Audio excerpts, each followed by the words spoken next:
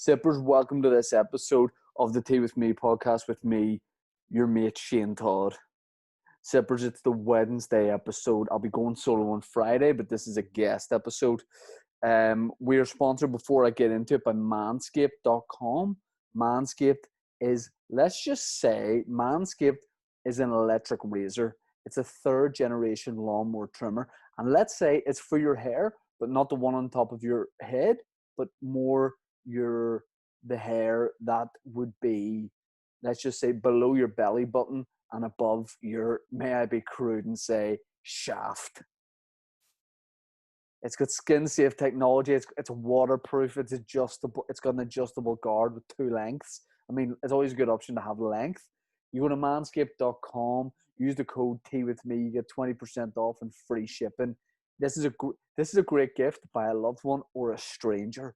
You know, nothing would be better than going up to a stranger, maybe you see out for a daily walk, handing them this Manscaped Lawnmower 3.0 and saying, hey mate, just what your pubes could do with this. Have a great day. Have a blessed day. Bless God. So you can go on and check the products at manscaped.com. Let me just say I'm a customer. Producer Dan is a customer. And I know he's a customer because this is weird, but every time I see him in the flesh, trust me, there's more flesh than I care to see. And it's smooth. It's very smooth. That's because he's using his Lawnmower 3.0 from Manscaped. So go and check that out. Tea with me for 20% off and free shipping. You can get a bundle with like a travel case as well that I have that I like to travel around, because even if I go to the shops, I take my Lawnmower 3.0 just in case I think there's too much hair down there. We also need to plug our Patreon, which is patreon.com/teawithmepodcast, where you can get extra content for the podcast, including the bonus episode on the Monday. And we're about to do another live episode, another one. Patreon.com/teawithmepodcast. My guest today is David Blevins.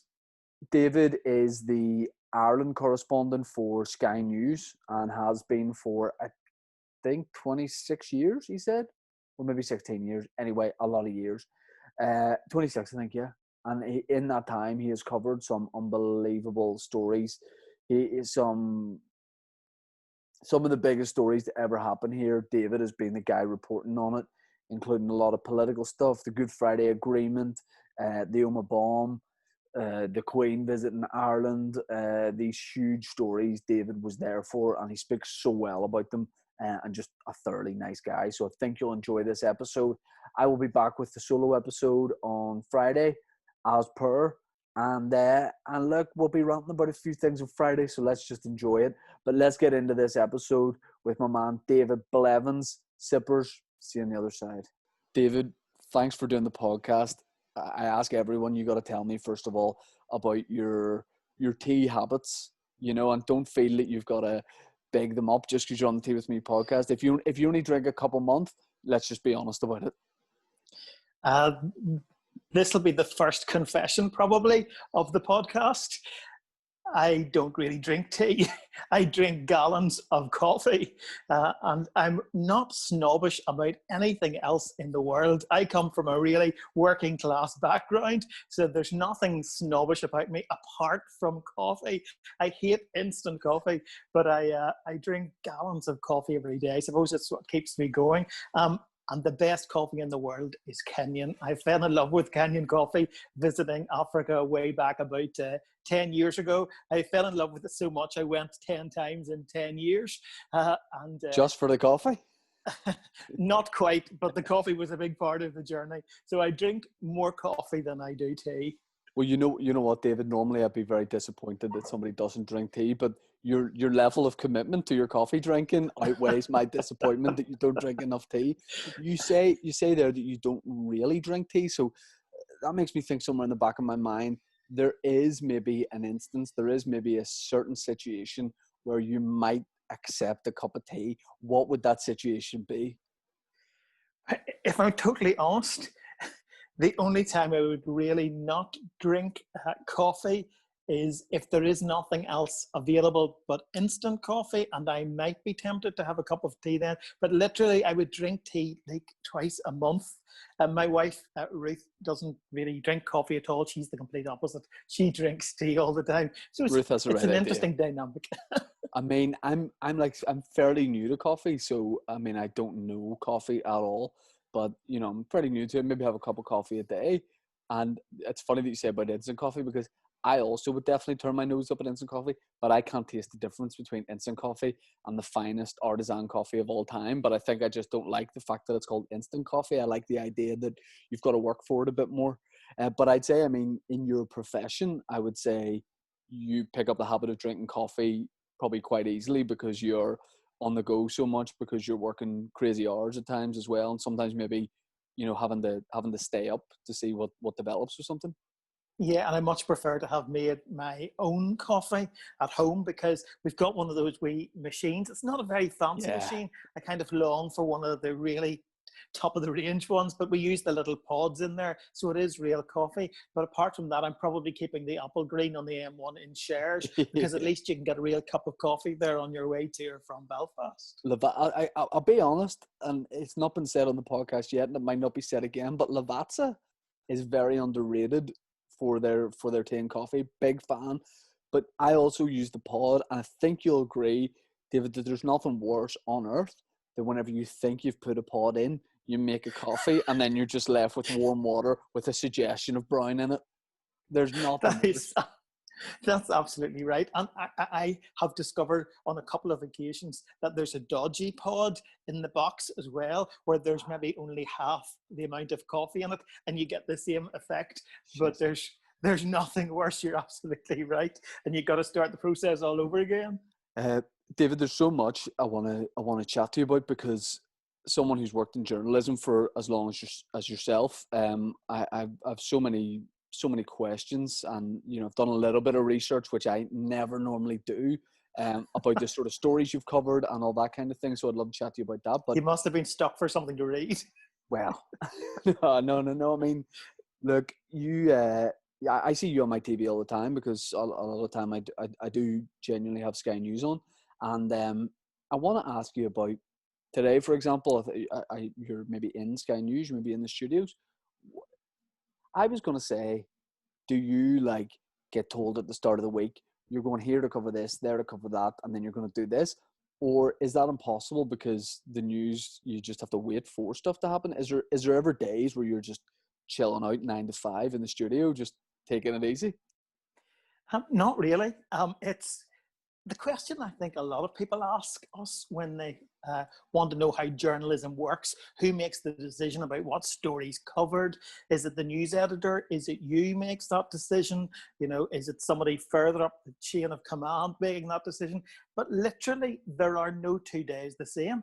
That's why I think I really love doing this job after all these years. These days, they call me their senior Ireland correspondent, which simply just means I'm really old now and I've been doing this forever. But I love the fact that when you wake up in the morning, you literally don't know if you're going to be going out to interview bin men who are on strike, or if you're going to be interviewing the Prime Minister Boris Johnson because he's decided to come and visit Belfast for whatever reason. So literally, it's dictated by what's happening on the day normally. Sometimes it's the news editor in London who say, we want you to do this today. Sometimes it'll be me saying, it's a bit quiet today. We need to go off and do, you know, something that's going to run in a couple of days' time.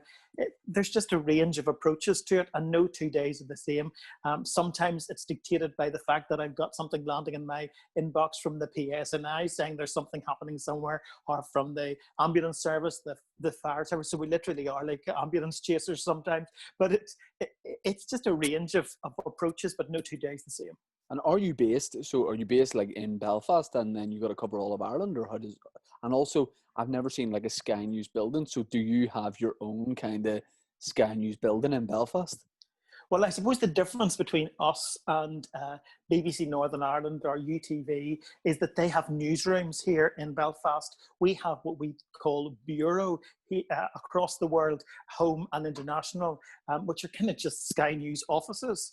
And we've got an office on the Boucher Road in Belfast, Belfast, and we've got an office in Dublin behind the Burlington Hotel at Burlington Plaza. So for a very long time, it was just me covering the whole island of Ireland. But since Brexit came along, and we needed to know everything that the Irish government thought about everything, and that coincided with the DUP holding the balance of power in Westminster, and we needed to know for a while what the DUP thought about everything. We hired a reporter again, another correspondent in Dublin. So I've got a colleague in Dublin with his cameraman. I'm in Belfast with my cameraman, and we've got a producer who manages it all. So really, a small team of about just 5 of us covering the whole island out of 2 offices. Which I never would have thought, because, you know, I'll tell you a bit about it, but I studied journalism for a couple of years.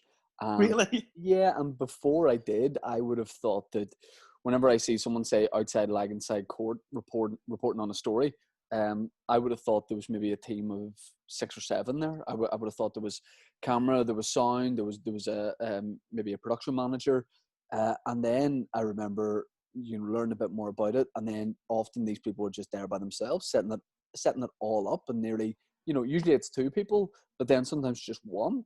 And yeah, I just never. I always presume that, you know, any sort of news coverage I see, especially from, you know, a big company like Sky, is going to have a lot of people doing it. But it's just funny to me that you were just one guy covering the whole of Ireland at one point.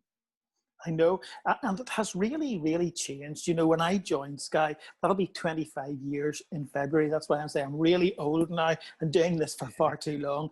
But when I joined Sky on big stories in Ireland, we would have had a team maybe of 5 or 6 people. You know, you'd have had the correspondent, the cameraman, the sound man, possibly a light man, a producer, and they were all men in those days as well. It has changed, thankfully.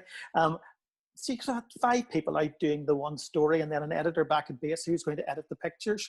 These days, it's like me and one other person, and that one other person does everything. I mean, people joke about it all the time, and they say you're only as good as your camera crew. But that really is the case, because the camera crew is gathering the pictures, editing the pictures, you know, making sure the color's right, the sound's right. They do all the hard work. I've just to blether in front of the TV, but like what you do. Oh, I can blether. I can definitely blether. Okay. But yeah, I mean, I know what you mean. Like when I put out a sketch, you know, if people say like, "Oh, that looked great," that's because of someone else. Like I'm delivering it, but it's somebody else who is far superior skilled to me in terms of the camera and the editing and all that kind of thing. I studied journalism at Belfast Met, so I had done a filmmaking course, and I knew kind of I probably wanted to do stand-up full-time at some point, but I wasn't good enough then to do it. I wasn't ready to do it. So I thought I could study journalism because there was some stuff that overlapped to what I was interested in terms of presentation as well. You know, and I just thought, yeah, I would have an interest in this. And I studied it for about a year and a half. And it just wasn't me, because I enjoyed like the sports side of it. I enjoyed, and I was thinking maybe I'll do some sort of sports reporting. But you know, I imagine it's such a skill to, you know, to stay impartial, to not react to. I mean, if I say you're covering a story and something big happens during it live as you report, you know, someone like you is just very good at just, you know, continuing to be professional and call it like it is. I'm a reactor. Like I react. I'm very animated. And I just think, like, you know, I think I would try and sneak jokes in the news reports, and it just would not have been fair to let me do that. But I have so much respect for journalists, because you know, I said on we do a Patreon podcast for this, where I was talking about having you on, and I was saying that journalism is something I respect so much, because I mean, you covered the UTV Bomb. That was a story that you were there for, and right with that.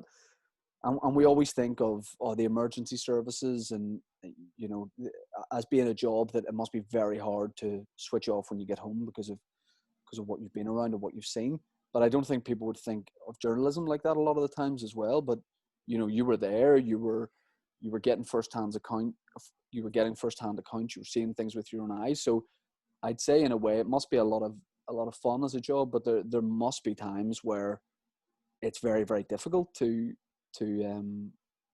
just continue to do your job whenever things are going on around you that would leave, I imagine it's hard to speak when you're seeing so many things that would leave you speechless.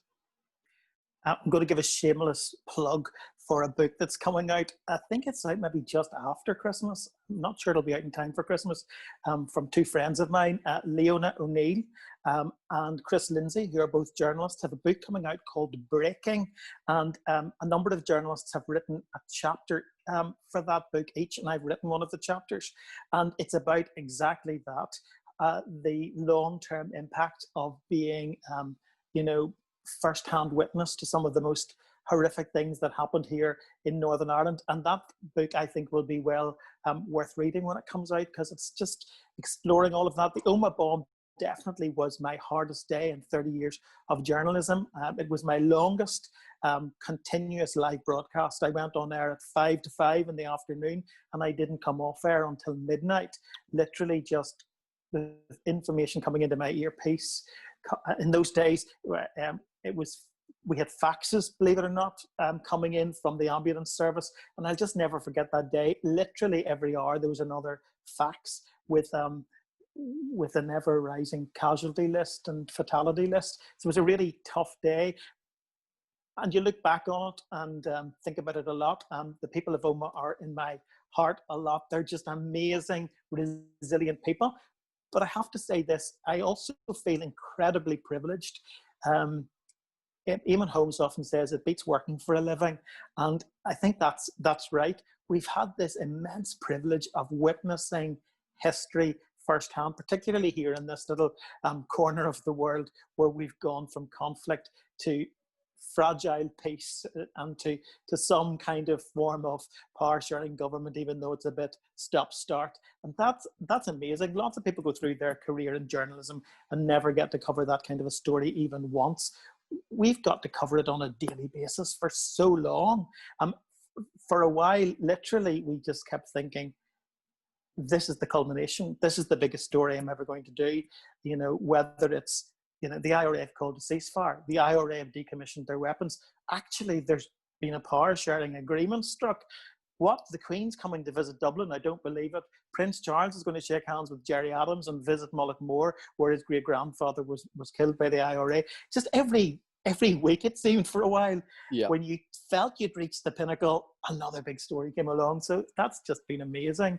But you talk about whenever you were studying journalism, thinking about the crossover between comedy and journalism. I think there's been a fair bit of crossover between comedy and journalism in the last 4 or 5 years. Like, who could ever have imagined that we would have, at the same period of history, Donald Trump in the White House and Boris Johnson in number 10 Downing Street? Well, you couldn't make it up. I was going to ask you, whenever you see that Joe Biden's probably going to become president, is that bittersweet for journalists? Because what I mean is there kind of as a journalist, a disappointment about Trump, politics aside, not continuing as president because the circus isn't there? Is it as a journalist, when you look at that, do you think, and not bringing politics into it, but do you think, like, if you were covering Washington, for example, would you be disappointed that Trump was gone because of the incredible nature of some of the stories that you would have been covering?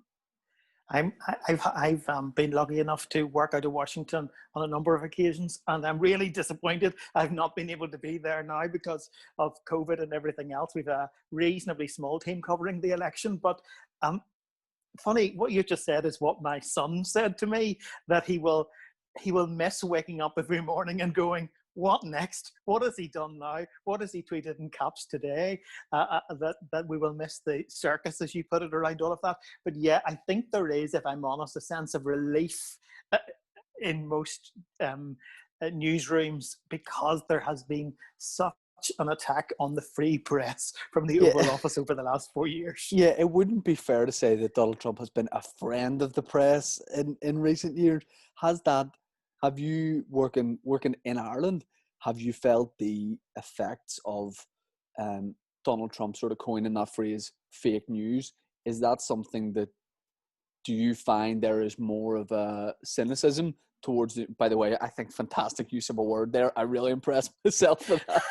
But do you think Do you think there's a cynicism towards, or a skepticism towards, news here because of that? Do you think that's filtered through the world almost, or do you think that's just in America?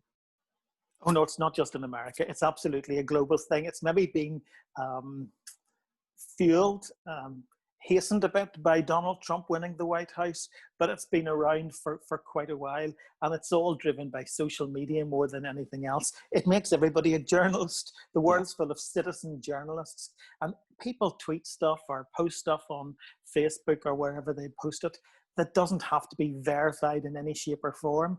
And it just amazes me that people don't realize that they need to fact check it in some way, that it hasn't been verified.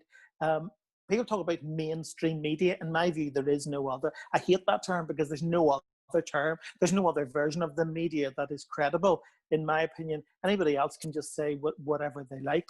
And it amazes me that people don't understand stuff like algorithms, that their news feed is just being filled with stuff that they normally click on. So stuff that they're likely to click on again, and the view they already have is being reinforced time and time again, and they're not being encouraged to think, actually, is this right? But a really good example of it last weekend, where the photograph of Joe Biden with Jerry Adams started circulating, and everyone was saying, oh, you see, Joe Biden is a friend of Irish Republicans. He's a friend of what we often used to describe as the political wing of the IRA. But hang on, I've been around the block a few times. I know there's a photograph of Donald Trump with Jerry Adams. And if you really, really want to drill down into that, there's also a photograph of Prince Charles with Jerry Adams, and there's a photograph of the Queen with Martin McGuinness. Anybody can play the dodgy photograph game if they want to. People just need to step back, especially on Twitter, especially on social media. They need to step back and ask one question: what is the context? Because you very rarely find it on social media. So it has been tough. I think it has been tough. Journalists face quite a challenge. Sometimes it's of our own making, because we're not perfect and we make mistakes. But anybody who thinks, Shane, that there are journalists sitting around newsrooms reading comics, thinking about what story can I make up next, has never worked in a television newsroom, or in any newsroom for that matter. Simply, they don't have time to think about making up stories. We don't have that level of resources these days. You're too busy just trying to do the job. And I will say this honestly, never once in 30 years in this business has anyone in any proprietor of a newspaper or of a television station or any producer or director or news editor put pressure on me to report a story in a particular way. That is the honest truth. I simply report what I say. Well, I mean the whole idea of, just dismissing things as fake news, like I'm not on board with that at all, because I know journalists as well. I know some journalists really well, and their integrity wouldn't be in question to me. But you saying that about, no one would ever put pressure on you to report a story in a certain way, or don't mention this or whatever. That surprises me slightly, because I think, I think any news company, like the big newspapers, broadcasters, BBC, I mean, without knowing anything really about journalism, and that's maybe why I didn't pass the course, I would always think that in my mind, there's, a guy smoking a cigar in a big suit, and he's very, very fat in all these places. and he basically, like, he'll come up to your desk, and he'll just decide, out of the corner of his mouth, he'll just say, like, make this disappear. So it's obviously not what I think. And I think, news has probably evolved so much as well, the reporting of news and the, ownership as well. But I mean, it is easy to buy into, or it is easy to see so much of, people questioning the news. And like you say, everybody is a journalist now. Like, I've seen some of the worst photos in the run up to this election. I've seen some of the worst Photoshop things in my life, such as this picture I saw recently. And this person is linked far too closely to me for this to really be that funny to me. But it was a picture of George Clooney and Barack Obama on a speedboat.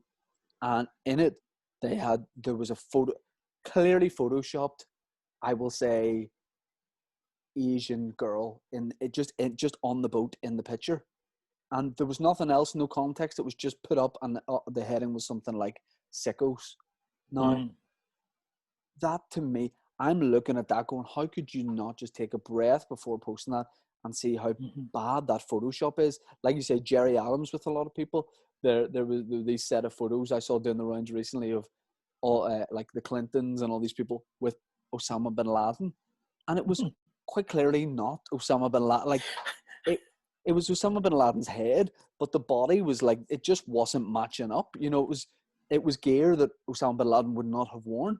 You know, like in one, like he was wearing a suit, and I was like, bin Laden was far more of just a beige kind of, you know, one piece guy. You know, he wasn't wearing like shirt and tie. I don't think he liked to keep it beige and white. It's a question, I suppose, of how much do you really want to open your heart and mind to consider a viewpoint that is different than the one you already have. You know, I've seen it a few times where friends, even family, as you say, people who are far too close to you maybe have tweeted you stuff or WhatsApp you stuff that you know is blatantly wrong, and you go through the process of explaining why this is wrong, or maybe putting up the evidence that disproves it, and then you discover that half an hour later they've passed it on to somebody else. So they haven't really wanted to discover that it's wrong. It's kind of this battle. Do we want to learn, or do we just want to be right all the time? Are we really willing to open our minds to consider another alternative? That's what it's all about for me. I want to ask you about another story that I think, correct me if I'm wrong, that you covered in a lot of detail, which was Holy Cross. And maybe for anyone who doesn't know, could you like summarize that story in case I get it wrong? There was a really tense couple of summers, well, more than a couple of tense summers up in North Belfast in Ardoyne, around the marching season, and at one stage that rolled over into the beginning of the school term in September. And because loyalists were frustrated that there had been difficulties around the Orange March, they decided to protest against parents who were walking their children to Holy Cross Girls Catholic Primary School and past the houses where those loyalists were living. So it was kind of if you're not going to let us march, we're not going to let you walk your children to school up this street. And it became really bitter and really intense for a period of time. And for 10 days solid, that protest raged. There were literally, the children had to walk through what I called the tunnel of terror, where you had these, you know, I don't think we had the PSNI yet in those days. It was maybe the RUC still, the old shields in place around these children to protect them as they walked up to school. And actually, you talked a moment ago about crazy things happening while you were on air and you weren't quite sure how you'd react to it. It was during the Holy Cross crisis that a blast bomb exploded one morning, was thrown into the middle of the procession of these parents and their children up to school while I was talking live on air. So while I was literally live on camera, a blast bomb exploded about 100 yards behind me, and I had no idea what it was. But you just develop this ability to keep talking and not worry about it. In those days, I used to talk about how we had fantastic camera crews. They never ran away from the trouble. They ran towards the trouble. All I had to do was keep talking. And that's why I'll always say that was the easy bit. But you say it's the easy bit, but it can't be, because you have to keep talking, but then you have to, in that moment, you know, remain impartial. And I'm sure there's times covering stories where you want to say what we're all thinking, or you feel that inside, but you know that you've got to wear your journalist hat for it, if you like. And that story in particular must have been a tough one, because like you're a parent, I think. So that must have been. I must have been a kid myself whenever that story was. Would that have been the late 90s? It was 2001. 2000. So I would have been 13, and I remember being very affected by that story. And it's very hard to know why, you know, I don't know what the rhyme or reason for it was, but I just remember the feeling so powerless or something. I just felt so bad for those kids that were, I mean, I was probably school age, so I probably looked at how easy it was for me going to school. I went to school with no problems. They went to primary school. I went to Strandtown Primary School, and I remember thinking, God, school are some of the best days of your life. And that story in particular, I remember really, really upset me. And looking back on it now, especially now being a father myself, I just imagine that would have been a very, very tough one to cover. Yeah, and I think the other thing that the reason I remember the year so well, by the way, we did Holy Cross live morning and night, or morning and afternoon, kids going to school and kids coming home for 10 days straight, like an hour of live broadcasting for 10 days straight. And then it suddenly disappeared off the television. It wasn't there the following morning. And the reason was because of 9/11. 9/11 happened in the same week. And it obviously, there was only one story in the world, the Twin Towers in New York. That's how I remember that year so well. But actually that taught us something as well. Within, I think it was like 2 weeks of the media all decamping from Ardoyne and pulling out, there was an agreement negotiated between the families and the loyalists who'd done all the protesting. And it made me consider for a long time how important it is for the media to be careful that we don't become part of the problem. We're there to, you talk also about, being impartial. Some people think that's just about balance. If you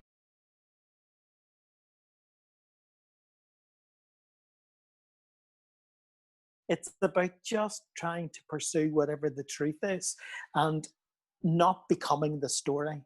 And I think that's another danger with social media. And I'm guilty of it. Journalists can become the story, because if someone dares to challenge me on social media, I find it really hard not to fight back, even though I'm not really supposed to. And you probably see me engage in those debates that I'm not supposed to engage in. Yeah, I mean, I'm under far less scrutiny, but I do the same all the time. I put a video out, you see a comment where someone wants to sort of have a bit of a ding dong, and every part of me is saying, like, just leave it. You never know what this person is going through or the reason for them writing this, but it's sometimes it's too easy to just get involved. And look, you want to argue your point. You want to put someone in their place if they feel that they have a right to do that to you. Let me ask you if have you ever made any well-known gaffes? Have you ever had the microphone on by mistake, sworn by accident or anything like that? Like, have you ever, what stands out for you as something where you're like, oh no, I can't believe that happened? I'm trying to think. I'm not sure. Well, that's a good sign.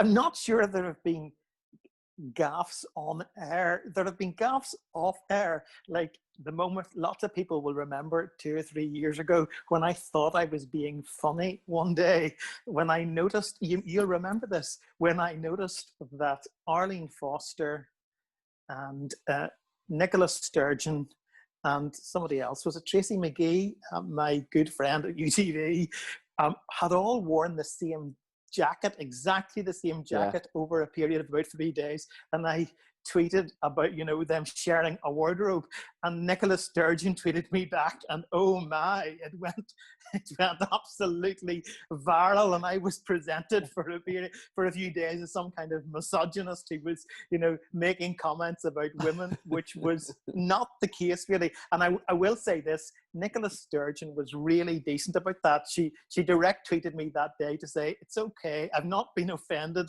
I realised that it was only a joke, but we'll have some fun with this. But the Scottish First Minister's attempt, or determination to have some fun with it, turned into like a week of me in the newspapers and doing radio interviews and everything. But I did learn through the process, never ever comment on a woman's clothes or her hair or her makeup or anything of that description, even if you think it's funny. Have you? And then let me ask you, David, what's the hairiest moment you've had in journalism?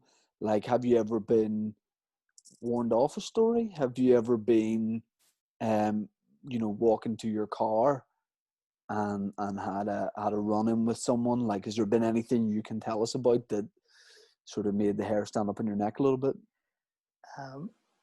There have been lots of riots, obviously, and you're always sort of apprehensive in the middle of those situations. But the thing that stands out probably for me is lots of people already know, Shane, that I'm from Portadown. You know, I know you're from Hollywood, of course, and I know you can claim, you know, Jamie Dornan and Rory McIlroy, but never forget, like, we have the Queen of Olympics, Dame Mary Peters, former head girl of Portadown College, and the Queen of Broadcasting, Gloria Honeyford. So don't ever let anyone tell you nothing good ever came out of Portadown. But way back in the mid-90s, everybody remembers Portadown for one reason.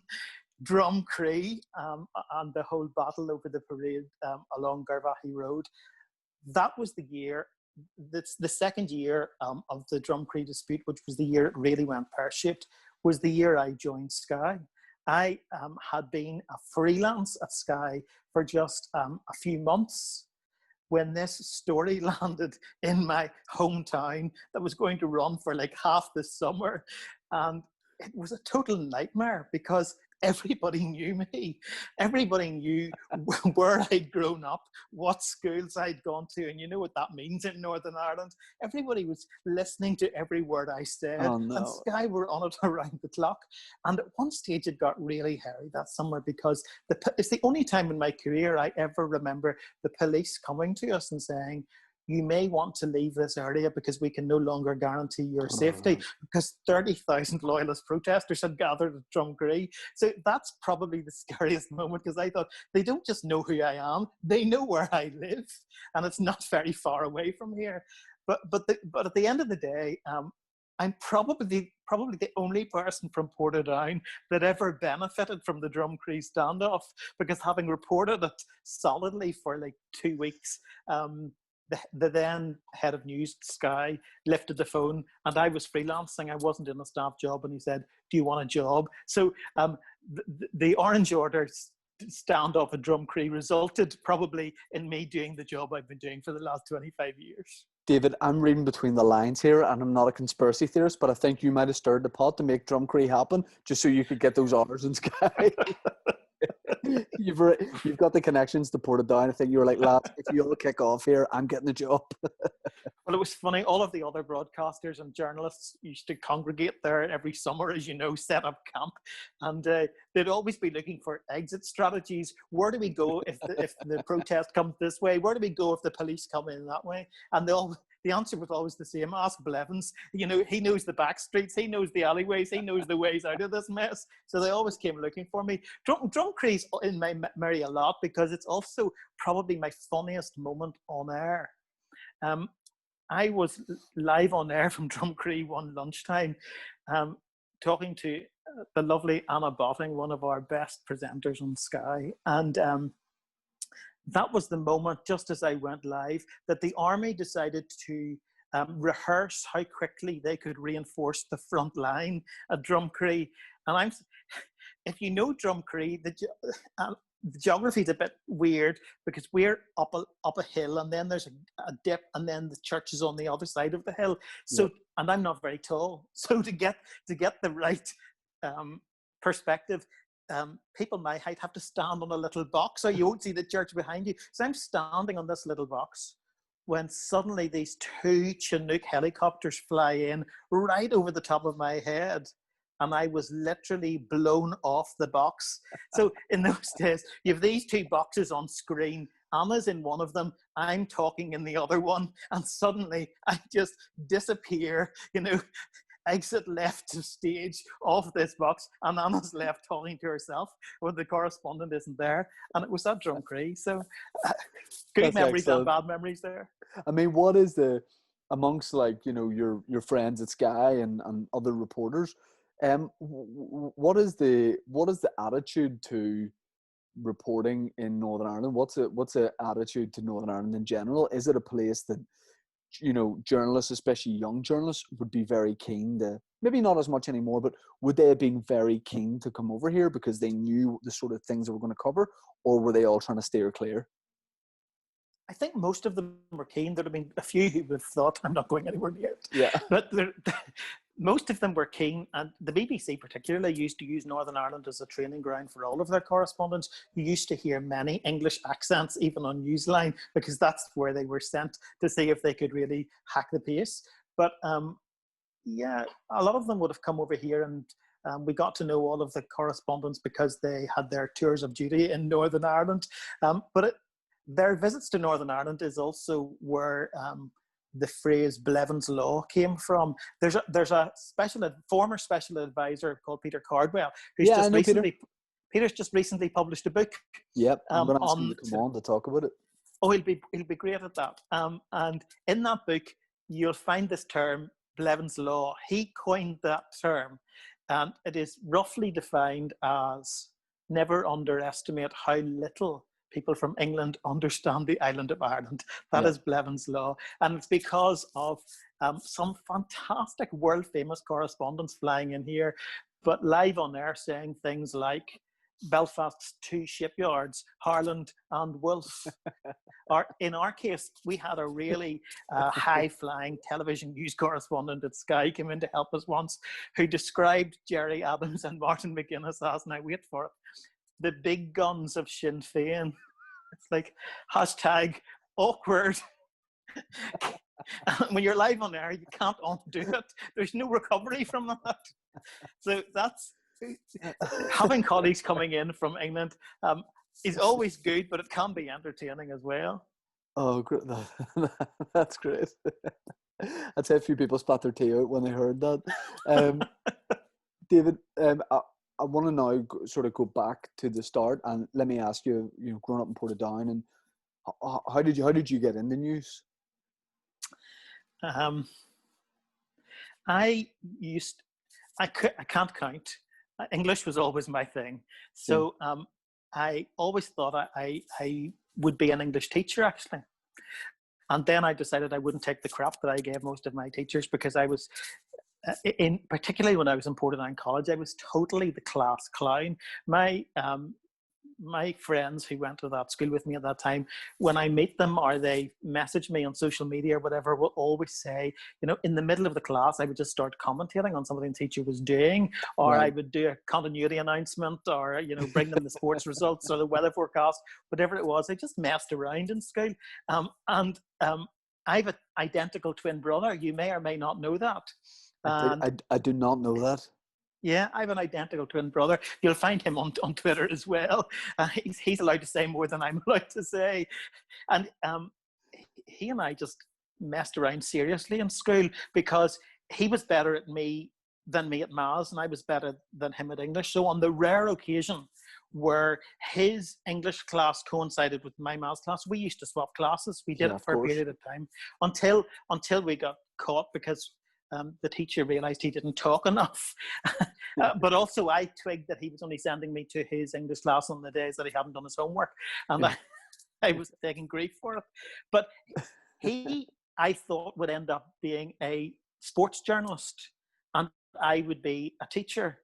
And ironically, he ended up a teacher and then a principal and now an inspector of schools. And I ended up in journalism. So that's kind of how it came about. And, when I look back on it, some of my teachers, people say your teachers know more about you than you know about yourself. And that's true.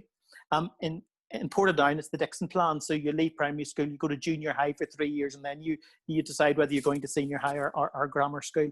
In junior high school in Portadown, one of my teachers in first year cast me in the role, this is for the Christmas Nativity, cast me in the role of the reporter breaking news from Bethlehem.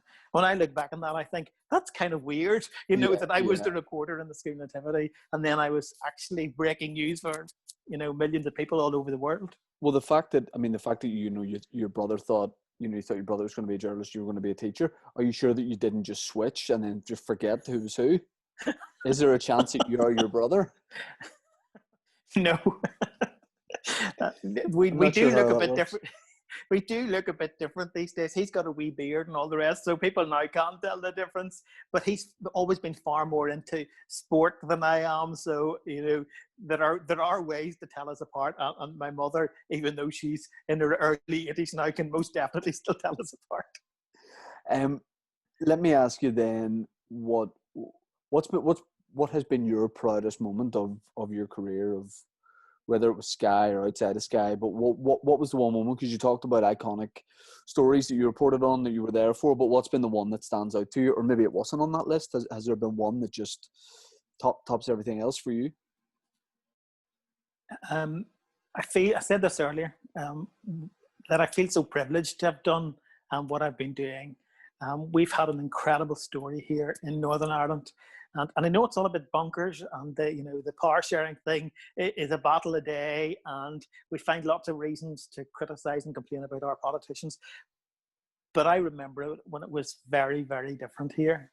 I'm really glad that I've had the opportunity for my children to grow up in a completely different Northern Ireland to the one I grew up in. And I think there have just been several moments along the way that will forever be in my memory. I was reading the news on Downtown Radio. I don't even think Cool FM had come along yet. It came along during my time at Downtown, but I was reading the news there on the day of the IRA ceasefire. And I still have the typewritten script at home. Breaking news in the last few minutes. The IRA has declared a complete and unequivocal ceasefire. Now, can you imagine what those few words meant for a young journalist who had grown up in the part of Northern Ireland that we refer to as the murder triangle? Now, I knew instantly the significance of those words. And so you don't forget that moment. You don't forget the Good Friday Agreement. You don't forget the horror of the Omagh bombing. Journalism has taken me all over the world. I've reported for Sky in 10 different countries on 4 different continents. I've interviewed presidents and prime ministers. I've interviewed 2 American presidents and 3 Irish presidents, and people often say to me, who left the biggest impression? And I know this sounds like a cliche, but it is the honest truth. None of the presidents and prime ministers left the lasting impression.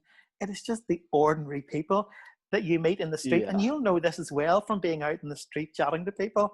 It's the woman doing her shopping that you vox pop, and she just comes out with some classic line that goes viral that day. I love those people. I love real people who are just going about their daily lives. They have a far better story to tell than somebody who's locked, in a corridor of power somewhere. Do you have aspirations outside of journalism? Where you're talking about Peter there, who I know who's released a book, and journalism friends of yours have released a book. I mean, I think what you've seen and covered in the last 25 years here would definitely be worthy of a book. But is that kind of a route you want to go down, or is there like a curveball you like? Listen, I'm bringing Kenyan coffee to Northern Ireland. I mean, I think Kenco are already doing it, but you could do it better. I'm not sure. I think I would just love to retire early. Sometimes I think that I have. I've seen just about everything there is to see in Northern Ireland. Nothing would surprise me anymore. And I think I would love to retire early and go and chill out on the North Coast or somewhere, or go and buy a house in the Mournes, or go and just relax a bit and keep traveling the world. I absolutely love traveling. And one of the things that I've got to do in the last few years is to talk to journalism students at universities across America, because they're absolutely obsessed with the Northern Ireland peace process. Yeah. They want to know about the role the media played in the peace process. And I think I've talked in something like 20 different colleges in 15 different states now over the last 3 or 4 years, which is an amazing thing. And I might do a little bit more of that, although I always come home and Ruth, that's my wife, she'll always say, how did you get on? And I always got the same answer. It was brilliant, because literally you could stand up at the front of the class and recite Humpty Dumpty sat on the wall, and they'll give you a standing ovation because you talk with this weird accent. That's enough for them. How do you think I feel playing the comedy clubs? It's the same thing. I love it. I love that. So maybe a bit of that. Maybe a bit of that. I've no aspiration really to write a book. I'm too lazy to do that. Yeah. I mean, it's it must be a great job. It must be a great job to present for Sky News, who are huge, such a big player as well. Because I'm sure there's great journalists who just don't get an opportunity to get so much coverage and to have such a good job within journalism. Let me ask you this question. Obviously, no, and I have witnessed it as well. Northern Ireland's changed so much in the years you've been covering here. what do you think Northern Ireland's going to be like in 10 years, for example? I mean, you know more than most people. So the way politics is going, the way with Brexit, how do you see Northern Ireland changing in the next I know it's a very, very difficult question, but in the next 5 or 10 years, is there anything you can foresee? I'll be really careful how I answer this because I don't want to give you a political answer, but the head of Home News at Sky puts it really well. Peter always says, never take your eyes off Northern Ireland. The moment you think the story is over there, something will come along. You know, we thought the story was over with the peace process, and then the dissidents came along and you had things like Oma. We thought the story was over after Oma, and they got the devolved government up and running properly and decommissioning and all the rest. And then the next big story comes along, which is all those historic milestones when the Queen visits and Charles visits and all of that. I think we really thought it had come to a successful conclusion and Northern Ireland was going to become a kind of postage stamp in history, and the rest of the world would move on after 9/11, and there would be international news would really dominate. And then completely out of the blue, what happens? Brexit. And there's only one story around Brexit that has dominated the news for the last 5 years, or the last 4 years, and that is the border between Northern Ireland and the Republic. So yet again, this tiny little corner of the world is front page news all over the world. I mean, the New York Post, you read stories about the Northern Irish border. You go to Brussels, you read stories about the Northern Irish border. And again, I'm thinking, well, it's going to come to an end at some point. They're going to have to decide, is there a deal? Is there not a deal? And then we get COVID, and there's a whole debate going on about, well, should we be taking our lead from London? Should we be taking our lead from Dublin? And again, the whole sort of question about Northern Ireland is on the table. I suppose my hope is that Northern Ireland will become less and less of an international news story in the sense of hard news, but that it will realise its potential, because this place is absolutely amazing. I have travelled all over the world, but I love to come home to Northern Ireland. We've gone from producing ships to producing world-class television drama like Game of Thrones. It is... And previously, it is just... Exactly. It's a fantastic, tiny little place that punches way above its weight. I mean, think about it. George Best, Liam Neeson, the list goes on forever and ever. And I would just love to see it achieve its real potential, with people flooding into this place to, go to the North Coast and play golf or whatever the case is. Yeah. David, I've loved chatting to you so much. Thanks very much for taking the time and sitting down with me. And I really think you should write a book, or I don't know, maybe you should have a podcast, or just those stories, honestly, like.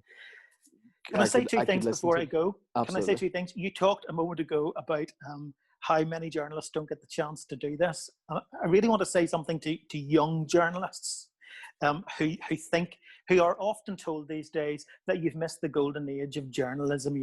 Newspapers are dying, television rolling news is dying, it's all about digital, whatever. I don't believe that, because I think the technology today creates the potential for this to be the golden age of journalism. If we can take the old principles of journalism and apply them to the new technology, I really want young people to realize that this could be the golden age of journalism. Don't give up on this business. It's a fantastic career choice. And the other thing is, I want to say to them is, you just never, really honestly never know how good it can be. Nobody gets to see life behind the scenes, and the crack is mighty behind the scenes. I want to finish with a story about George Best's funeral. On the morning of George Best's funeral, where the world had its eyes on Belfast, to such an extent that Kay Burley, who's a good friend of mine, was anchoring the news from Northern Ireland that morning, and I was what's called the presenter's friend, which is the correspondent who stands alongside to give you somebody to talk to. And we're standing about to go on air at 6 o'clock in the morning. And at 1 minute to 6, I hear the producer in London say, 1 minute to air or whatever. And we didn't have rain that morning. We had total monsoon. And water got into one of the fuses in the outside broadcast vehicle, and suddenly everything died. The cameras, the microphones, the lights, Kay's auto cue, everything just died. And I don't know to this day how he did it, but the engineer knew which fuse had blown, jumped out of the truck, ran around the back, put the new fuse in, got back into his seat, and in my ear, and like there's complete pandemonium on the set, people running in all directions. In my ear, everything springs to life. And I hear the producer in London go, 3, 2, 1. Kay looked straight into the lens and said, "A very good morning. This is Sunrise, live from Belfast." The consummate professional that she is. And if anybody knew the pandemonium on that set 3 seconds earlier, they would not have believed it. So there's great fun, and I would say to young people, you know, find whatever excites you about journalism, find your fuse, and keep her lit, as we say in County Armagh. Well, David, I wish you'd been lecturing on my journalism course, because maybe I wouldn't have dropped out with 3 months to go. And I still have student debt from that, but don't worry about it. Yeah, David, thanks so much. Really, really appreciate it. My pleasure. Chat to you soon. Thanks, David.